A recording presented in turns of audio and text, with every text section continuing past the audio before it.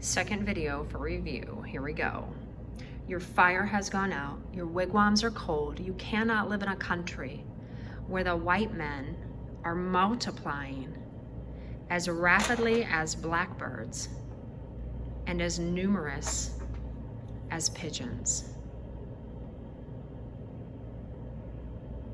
What are the Indians going to do?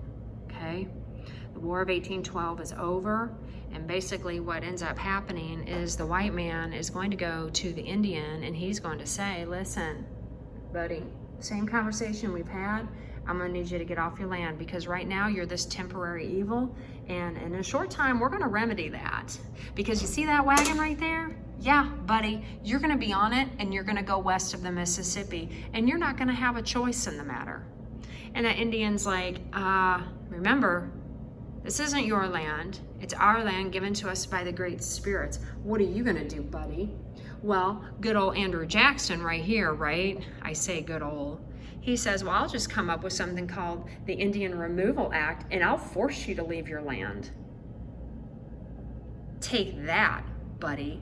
Well, then all the white men over here are like, yay, we get our land back and we can force them off their land. So we'll take our weapons. If we can stand up, we're gonna take our weapons. Maybe they're drunk, who knows? And we're gonna go get them off their land, okay? Of course, they're like, man, we're not leaving. And Andrew's like, yeah, you are. I signed the Indian Removal Act. So here we go. We're gonna say that this little group of Indians right here are the Potawatomi, okay? They signed 9 treaties, and we're in about 1836, and they start giving their land to the US government. And the US government's like, we will give you $1. $1. And that is it, per acre of land. And you got 2 years to leave, buddy. That's it. Load that wagon up and go. 2 years. And so there's this chief. I need a chief. Where should my chief be? There's my chief. The chief comes up of the Potawatomi. And he tells him, listen, Andrew, I never signed that treaty. You made me sign it under duress. You are getting my tribal leaders drunk. And it's this guy. See his little alcohol bottle there? He got them all drunk. And they fall over drunk. And people are coming up to them going, hey, will you sign my treaty? And they're like, sure, buddy. Where do you want me to sign? And that's how you got my land. You took my land unfairly. And the guy's like, I really don't care. You signed the paper. He's like, listen, okay, I will convert to Catholicism if you leave my land here. I will become like you. I will assimilate like you. And Andrew Jackson and the government's like, no, you still can't keep your land, buddy. Hey, but thanks for becoming a Catholic, woot woot, right? And so what they end up doing is they tell the Potawatomi, listen, it's time. It's time to get on the wagon. Load her up. Get in my wagon, women, children. By the way, it's really hot in that canopy. Good luck surviving, right? Load them up. And so what ended up happening was this Potawatomi Trail of Death. More than 850 Potawatomi were gathered up at gunpoint. You get in the wagon. I'm in the wagon, right?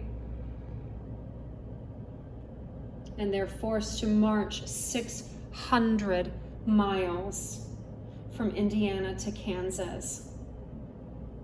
40 people will end up dying on this march. Back it up, we have to go west. And there they go west with 40 deaths along the way. Help, it's so hot in there. Okay. It's a very sad thing. We talked about how there's historical markers that show the Trail of Death.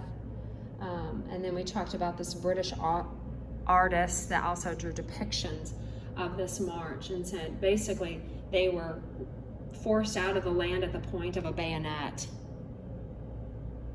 And then remember what happened to their villages?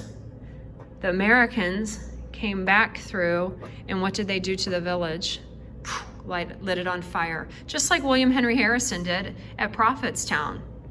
That way they can't come back, or if they do come back, they come back to ashes. And then what was crazy about this whole story is the chief of the Potawatomi, years later, what was it, 70 years later, here come the Americans, and they're like, hey buddy, whoa, been drinking there, buddy. You know what? We look deeper into it. We're sorry. You had legal claim to that land, and we shouldn't have taken it from you. Seriously? Okay. We always make mistakes, and it takes us a while. In this case, years later, they apologize. And then they build this life-size statue of the tribal leader near Plymouth, Indiana. Okay? But ultimately, that's the beginning story here. It's conflict between the Americans and the Indians.